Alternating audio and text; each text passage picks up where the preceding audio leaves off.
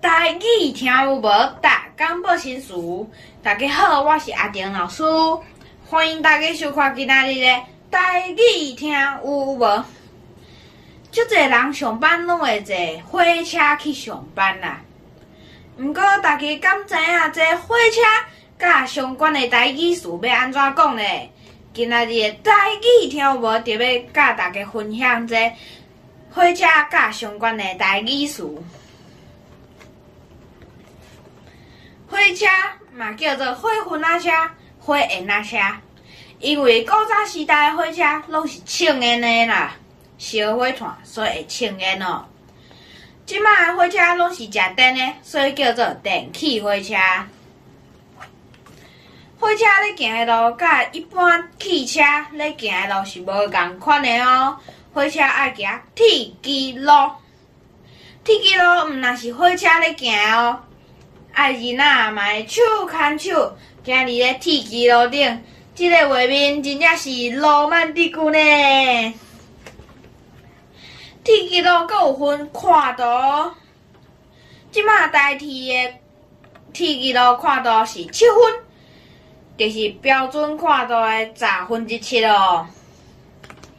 以早咧载甘蔗的火车，铁基路是5分。就是标准宽度的一半5分啊，所以叫做5分仔车。阁有咧载火炭的，就是3分仔车，毋过即摆已经完全无咧使用啊哦。火车会行是用这第一节的车手来带动的啦，所以火车的第一节车手叫做火车母、机车头。机关车啦，有一点部分的人会讲是火车头，毋过咱若讲火车头咧请的啦，紧的，咱应该爱打电话予119，甲消防队员讲来遮拍火哦。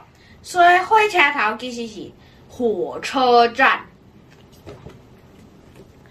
火车头通常有分前野到后野两个出口，前野就是前站，后野就是后站。火车若开收晚，就误点啦。误点的台语就是慢分啦。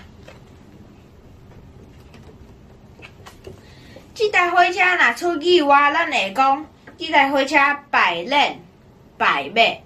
阁有一点点部分的人会讲这台火车是脱线，毋过即摆脱线用来讲的是即摆的人做代志无正经哦。今仔日的台语听有无？就讲到这，多谢各位观众朋友的收看，咱甲时间交好主播。